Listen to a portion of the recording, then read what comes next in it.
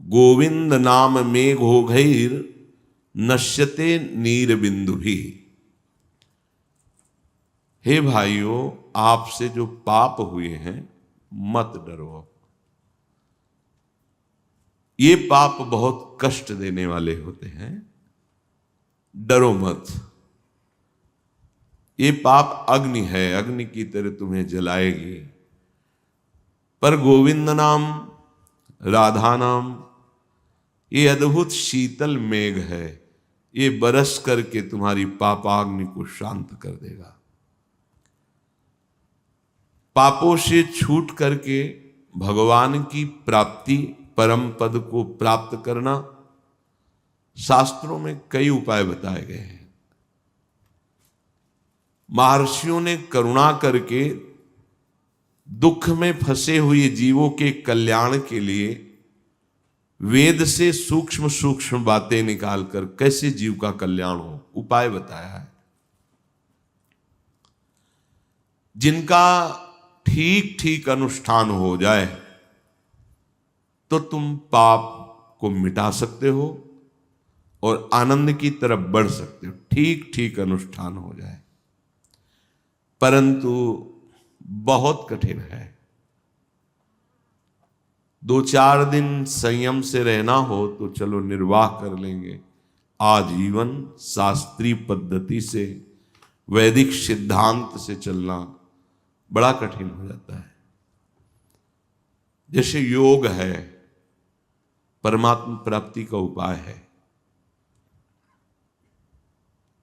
पर अगर योगी एक बार भी भ्रष्ट हो जाए, खत्म हो गया खेल। शरीर रोग से ग्रसित हो जाएगा, चित्तवृत्ति चंचल हो जाएगी। जो योग का फल है चित्त का निरोध करके परमात्मा में लगाना, हो गया, भ्रष्ट हो गया। ज्ञान है, इसमें है मैं ब्रह्म हूं, तो ब्रह्म जिसका भाव हो जाता है तो चराचर जगत अपनी आत्मा का अनुभव होता है। अब यदि कहीं राग हो गया या द्वेष हो गया या कोई गलती हो गई, पूरा का पूरा गिर गया, कोई बचने की संभावना नहीं। ज्ञान के पंथ कृपाण के धारा और परत खगेश का गोस्वामी जी कहे, लगत नहीं बारा, जो निर्विघ्न पंथ निर्वाही, सो कैवल्य परम पद लाई। बड़ा कठिन है, क्योंकि इसमें आश्रय नहीं है, स्वयं का निर्णय है। बुद्धि को बदलते देर नहीं लगती, इसलिए बड़े बड़े गिर जाते हैं। अच्छा, उसमें गिरना मतलब गिर गए, उठने के चांस बहुत कम होते हैं। जीवन की अवधि बहुत थोड़ी है, प्रतिदिन हमारी आयु नष्ट हो रही, चाहे जितनी औषधियां खा लो, अंजुली कस के बांध लो जैसे जल, चाहे जितना बांध लो खत्म हो जाएगा। ऐसे ही कुछ भी कर लो, आयु खत्म हो रही, मरना पड़ेगा, विवश होकर मरना पड़ेगा। कोई चाहता थोड़ी मरना। अब एक उपाय समझ में आता है। देखो, कामनाओं की भीड़ लगी हुई है, बुद्धि कलंकित कलुषित हो गई है, निर्णय ठीक नहीं कर रही। परिवार, कुटुंब, जाति, इतना मोह, यही लगता है सत्य है, यही हमारे हैं। क्रियाओं का धारा प्रवाह केवल जगत की तरफ होना। ध्यान दीजिए, उन्नति के अवसर पर अवनति को उन्नति मानकर अधर्म, हिंसा, चोरी, व्यभिचार, धन का संग्रह, ये उन्नति नहीं है, ये अवनति है। जिसे उन्नति कहते हैं धर्म, अहिंसा, सत्य, भगवत चिंतन। बड़ा उल्टा स्वभाव कलयुग ने कर दिया है। सारे जगत में जब देखो तो कुवासना का तांडव मचा हुआ है। महापुरुषों के वचन है, शास्त्रों के कथनानुसार कोई एक आध भले, एक एक चेष्टा हमारे भजन पर प्रहार करती है। दुर्भाग्य दोष ऐसा प्रकट हो जाता है कि फिर भजन लक्ष्य नहीं रह जाता। ये सब विचार करके हम आपसे प्रार्थना करते हैं कि अटल, अखंड और आत्यंतिक सुख चाहते हो तो एकमात्र प्रभु के नाम का आश्रय ले लो। बहुत महिमामयी, विचारणी, शास्त्र प्रमाणित। ऐसी स्थिति में तुम्हें कभी निराशा परास्त नहीं कर पाएगी। हमारी बड़ी दुर्दशा है, महापुरुषों के अनुभव हमको सुनने को मिलते हैं पर हम उनको धारण नहीं करते। इसी से हमें कुछ आनंद का अनुभव इधर नहीं होता तो हम आनंद का अनुभव उधर ही करते हैं, विश्राम भोगों में। सहज में आपको भगवत प्राप्ति, समस्त पापों का नाश नाम कर देगा, नाम। परंतु जिसका ऐसा महान प्रताप है, उस नाम जपने में मन नहीं लगता। आपको यज्ञ करना अच्छा लगेगा, 10 लोगों को जोड़कर और बड़ी यज्ञ की। आप तपस्या भी दिखा सकते हैं, इतने वर्षों से ये इतने। आप दाता भी हो सकते हैं, दान भी करके। पर आप निरंतर नाम जप करें, बड़ी कठिन बात है। और यज्ञ, तप, दान आदि से भगवत प्राप्ति नहीं होती। तपस्या वाले तप लोक को जाते, मना है लोक जो ऊपर लोकों में, स्वर्गलोक, महारलोक, जनलोक, तपलोक, फिर है ब्रह्मलोक। भगवान व्यास देव जी महाराज और उनके पुत्र भगवान सुखदेव जी महाराज, सबका एक निर्णय है कि इस कलिकाल में तुम्हारे द्वारा अन्य कोई साधना से भगवत प्राप्ति हो असंभव सा है। कलेर दोष निधे राजन नस्ति हे को महान गुणम, कीर्तना देव कृष्ण से मुक्त संगः परम ब्रजेत। कृते यध्याय तो विष्णु त्रेतायाम यजतो मखई, द्वापरे परिचर्यायाम कलो तद्धरि कीर्तनात्। भगवान व्यास देव जी ने लिखा, श्री सुखदेव जी ने गाया। परीक्षित जी से कह रहे हैं, राजन, कलयुग में ऐसा दोष का तांडव बढ़ेगा कि सबकी बुद्धि गंदे आचरणों की तरफ भागेगी। पर इसका एक महान गुण है कलयुग का। कई बार चर्चा में कहा है, कोई ऐसा दोषी नहीं होता जिसमें गुण न हो, और कोई ऐसा गुणी नहीं होता जिसमें एक आध दोष न हो। वो तो भगवत प्राप्त महात्मा निर्दोष स्थिति को प्राप्त होते हैं। केवल श्री कृष्ण नाम जप से, नाम कीर्तन से सारे कर्म बंधन नष्ट हो जाएंगे और भगवान का अनुभव हो जाएगा। सब वेदांत के रचयिता भगवान व्यासदेव जी हैं, उन्होंने लिखा है और सुखदेव जी परीक्षित जी को सुना रहे हैं। सतयुग में ध्यान की प्रधानता थी, त्रेता में यज्ञों की, द्वापर में परिचर्या की, पर कलयुग में केवल श्री हरिनाम कीर्तन, हरिनाम जप, इसी से भगवत प्राप्ति होगी। केवल कलौ तद्धरि कीर्तनात्। जो बड़े बड़े महापुरुष हुए हैं,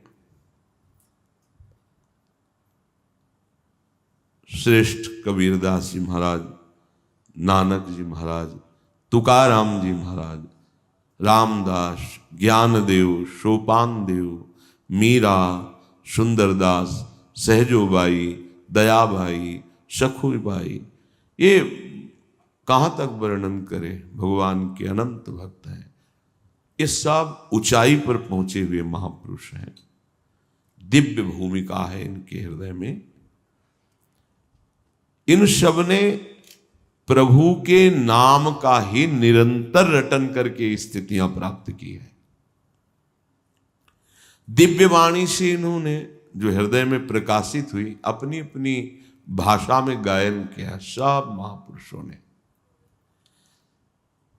जितने भी समय वर्तमान या हो गए या आगे होंगे, उन सब की ऊंचाई का एक ही कारण है, हुआ है और होगा, वो है नाम। बहुत आनंददायक बात है। आप धाम में नहीं रह सकते, ऐसी धाम निष्ठा नहीं, तो नाम निष्ठा धारण करो। प्रभु के नाम का इतना प्रभाव है, इतना महत्व है, इतना विस्तार है कि मुझ जैसा क्या लिख सकता है। गोस्वामी जी ने कह दिया, कहूं कहां लगी नाम बड़ाई, और राम न सकई नाम गुण गाई। स्वयं नामी अपने नाम की महिमा का पूर्ण वर्णन करने में असमर्थ है, तो और कोई समर्थ कैसे हो सकता है। ये अगर हम आपको बता रहे हैं तो हमारा दुस्साहस समझो, पर हम संतों की कृपा और प्रेमियों के चरण रज के भरोसे ये महिमा गान कर रहे हैं नाम की। भगवान नाम मेरे हृदय में जब चलने लगा, तब मुझे अनुभव हुआ कि मैं जीवित हूं। बड़े महापुरुषों के वचन है। जीवन का जो सुख और शांति, दिव्यता है, बोले तब अनुभव में आया जब नाम हमारे हृदय में चलने लगा। बड़े बड़े महापुरुषों से मिले हैं, पर नाम उनके हृदय में छाया हुआ। सीताराम ओंकार नाथ जी महाराज, भाई जी महाराज, राधा बाबा, जो भी ऊंचाई पर पहुंचा है। करह के रामदास बाबा जी के दर्शन करने गए थे। करह आश्रम यहां वृंदावन में वो पधारे थे कृपा करके। बहुत देर खड़े खड़े उनकी चेष्टाएं देखते रहे। हाथ पैर ऐसे कांप रहे थे, आंखों में जल भरा हुआ था। वयोवृद्ध, ओठ ऐसे चल रहे थे। बहुत आनंद का अनुभव हो रहा था। धन्य है, धन्य है, क्या अपार महिमा है। वो जिस पटिया पे बैठ के भजन करते थे, वो पटिया इतनी प्रभावशाली हो गई कि लोग उसमें दूध घी जैसे पूजन किया जाता है ना, और अपनी कामनाओं की पूर्ति करते उस पटिया से। कोई आश्चर्य की बात नहीं। जिनमें निरंतर नाम जपा जाता है, वो आश्रम, वो स्थान, वो प्रांत धन्य हो जाता है। इतनी महिमा नाम की है, फिर ये लोग कठिन साधनों को तो करने के लिए तैयार हैं, नाम जप नहीं करते। एक ब्राह्मण रोज गंगा स्नान करने जाते थे नियम से, राजा की तरफ प्रेरित होकर के वो देते थे कुछ, वो गंगा जी को प्रदान करते। पूज्य श्री रैदास जी महाराज, महान भागवत, परम पूजनीय श्री रामानंदाचार्य जी के शिष्य, वो अपना कठोरता, अपनी दिनचर्या, नाम जप निरंतर। कभी कभी कहते हो पंडित जी कि आप बड़े भगत हो, कभी गंगा स्नान भी करने चलो। तो उनका, हमारे पास समय नहीं गंगा स्नान करने का, आप स्नान। फिर एक दिन कहा, तो कहा कुछ केले थे, कहा गंगा जी को दे देना जाके, हमारी प्रार्थना, हमारा प्रणाम कर देना, हमारे पास तो समय नहीं है। तो जाके जे ही कहा कि श्री रविदास जी ने, रैदास जी ने आपको केले दिए, तो गंगा जी का हाथ प्रकट हुआ और वो केले लिए। थोड़ी देर में फिर और एक कंगन बहुत मणि जटिल, और कहा ये रविदास जी को भेंट दे देना हमारी तरफ से। पंडित जी ने मन में विचार किया कि ये बात तो किसी ने देखी नहीं, तो हम कह देंगे कि केले तो दे दिए, गंगा जी ने ले लिया, पर ये कीमती। अब वो जिस गली से जाते वो वहीं पहुंच जाते श्री रविदास जी के सामने। घंटों हो गया, जिस गली से जाते वो वहीं खड़े हो जाते जाके। अब तो लगा कि कोई चमत्कारी पुरुष है, इतने दिन हम गंगा जी को राजा के द्वारा दी हुई भेंट देते, कभी उन्होंने हाथ नहीं प्रकट किया, इनके एक बार देने से उन्होंने हाथ प्रकट किया और एहसान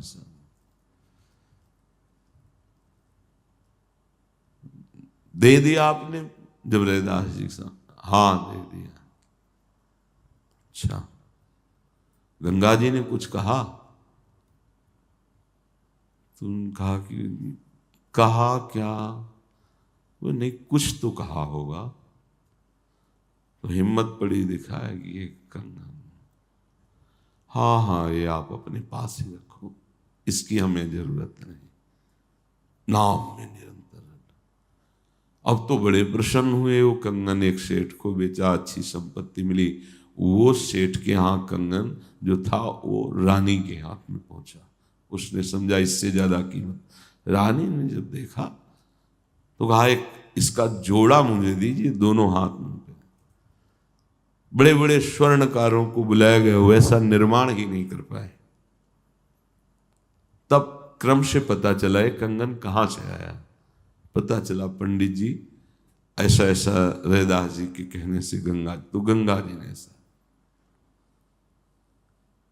जाकर के प्रार्थना की रविदास जी की, अब तो हम समस्या में फंस गए। रानी ने ऐसा तो उसी कठौते के जल में ऐसे हाथ डाला, दूसरा कंगन निकाला। ऐसा नाम जब चल रहा है, अमोघ आश्चर्य में अमोघ शक्तियां देखी गई बड़े बड़े महापुरुषों में।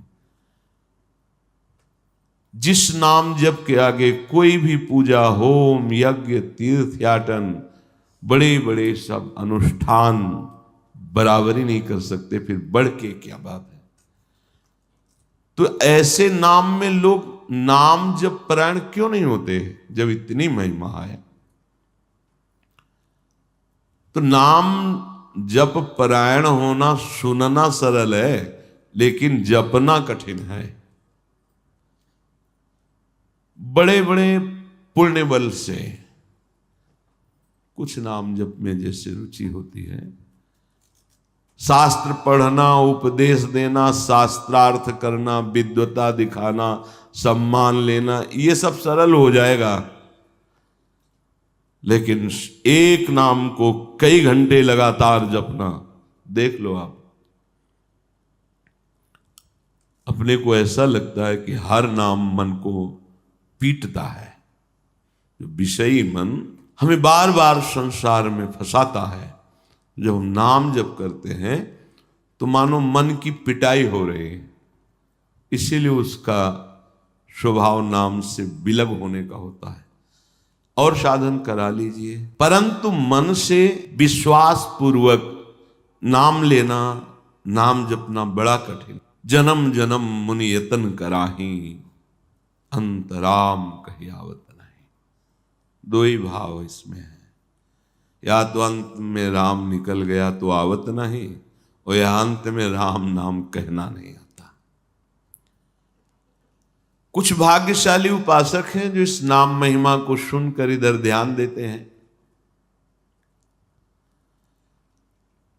पर जब नाम प्रारंभ होता है तो वो जलन पैदा करता है, अशुभों का नाश करता है। हो सकता है नाम जपते ही विपरीतता बाहरी पैदा हो जाए और अंदर भी जलन।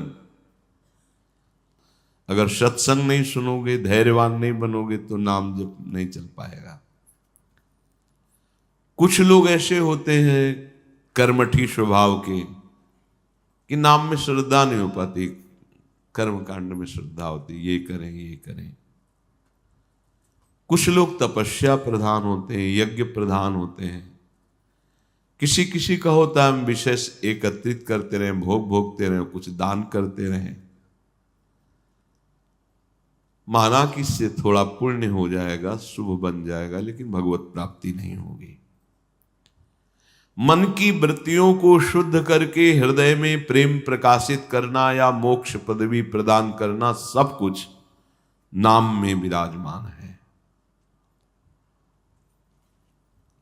अक्षर ब्रह्म है, हर अक्षर पर ब्रह्म विराजमान है। जैसे आ ब्रह्म स्वरूप है हर अक्षर पर। यदि आपका भाव भगवद आश्रय कहो और नाम जब चल रहा, कोई भी भगवान के अनंत नाम है।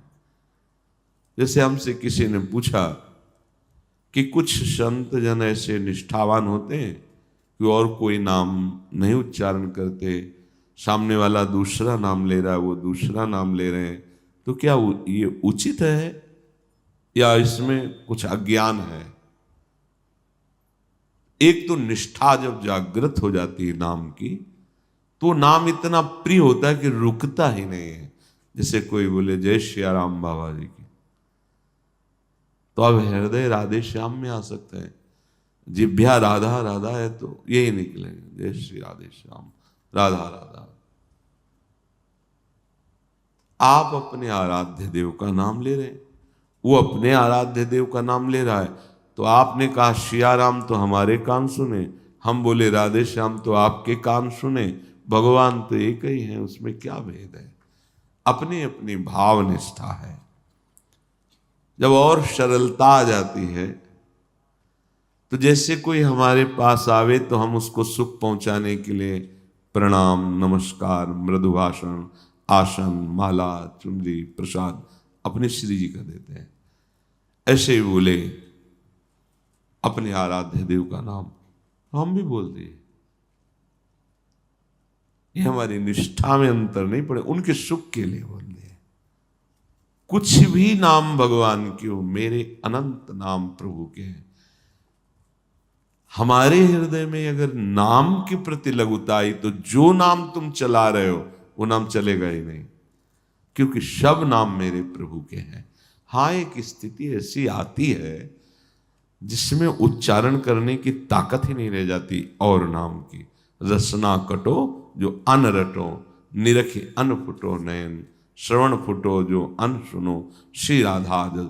ये अत्यंत प्रेमासक्त चित्त की अनन्यता है, ना कि उसमें कोई राग द्वेष है। किसी एक नाम की बड़ाई करके और नामों की अवहेलना करने वाला कभी नाम जापक नहीं हो सकता, पक्का। किसी एक भगवत स्वरूप में सेवा भाव, आराध्य भाव रखने वाला अन्य भगवत स्वरूपों की अवहेलना कर दे, कभी भगवत आसक्ति नहीं हो सकती। अपने वैष्णव की बड़ाई करके अन्य धर्मावलंबी जनों की निंदा करना कभी उस सत्मार्ग में नहीं चल सकता। वो केवल बातें रहेंगी, स्थिति नहीं रहेगी। कोई कोई इतने अभिमान में होते हैं कि उनको नाम बताया जाता है कि आप जपिए, तो इतने अपने को शास्त्र पटु समझते हैं, आदर ही नहीं करते। निरंतर नाम जप करो, देहातीत स्थिति आ जाएगी। ऐसी देहातीत स्थिति आ जाती है जो वेदांत पढ़ने से भी नहीं आती है, क्योंकि उसमें बुद्धि के द्वारा विचार करना है और नाम सीधे बुद्धि में प्रकाशित कर देता है। इसलिए सन्यासी जन, वेदांती जन भी भगवान का नाम जप करते हैं। ओम ओम ओम, हरि ओम हरि ओम हरि ओम, नमो नारायण नमो नारायण। जो पाश्चात्य देशों की सभ्यता को देख करके उनका अनुकरण कर रहे हैं, तो तुम क्या सुख मानते हो? शरीर की भोग सामग्री, शरीरों के भोग, ये शरीर कितने दिन रहेंगे? कितने दिन रहेंगे? क्या मिला? जो पुण्य फल है उससे भोग सामग्री मिली, भोगे, संस्कार और गंदे हुए, फिर चले गए। जिनको हमारे भारतीय ऋषियों का संग मिला, तो देखो धोती कुर्ता चोटी माला वो भी धारण करने लगे। सत्य वस्तु का प्रभाव होता है। हजारों लाखों लोग विदेश में कृष्ण नाम जपते हैं, भगवद आश्रित है। ये एक महात्मा, भारतीय महात्मा का प्रभाव। जहां पशुवत आचरणों की प्रधानता, वहां झंडा गाड़ दिया भगवान नाम का। विश्राम मिलता है सबको। अगर उनको सुख न मिलता तो बावरे बन करके हमारी सनातनी पोशाक। अपने लोग क्या करते हैं? पाश्चात्य देश का अनुकरण करते हैं। इससे भोगा शक्ति बढ़ती है, शरीर भाव पुष्ट होता है, नष्ट हो जाओगे। ये शरीर केवल एकमात्र धर्म से चलते हुए भगवत प्राप्ति के लिए है।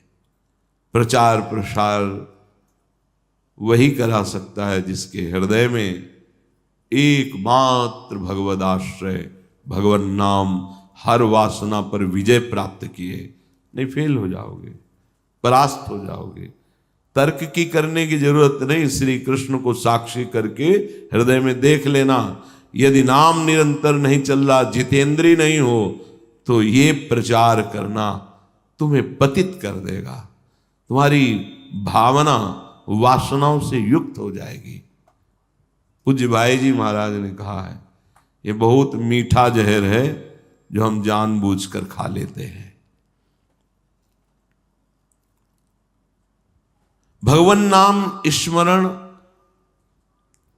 लोगों को लगता है कि ये तो पापी जन करें, हम तो क्या गृहस्थी में कमाते हैं खाते हैं, भजन करने की जरूरत नहीं। केवल कमाना खाना ही जीवन नहीं है। जब तुम विपत्ति काल में फंसते हो तो कहते हो ना कि हे भगवान बचा लीजिए, आई ना याद तुमको। तो यदि तुम निरंतर भजन करने लगो तो विपत्ति बाहर से आएगी, पर आप फेल नहीं होंगे, आप अंदर दृढ़वान होंगे। हरि स्मृति सर्व विपद विमोक्षणम। नाम जापक इतना प्रभावशाली हो जाता है कि सब उससे आशा करने लगते हैं, पर उसकी कहीं किसी से आशा नहीं होती। नाम जापक इतना महिमामय वाला हो जाता है, अगर वो किसी को आश्वासन दे दे तो उसकी बात सत्य हो जाती है। निश्चित तुम्हें भगवत प्राप्ति होगी, तुम चिंता मत करो, मान लो, बस हो गई बात। अब हमें तो भगवत प्राप्ति हो जाएगी। अब हमारा काम है जो नाम दिया इसका निरंतर रटन करते हैं।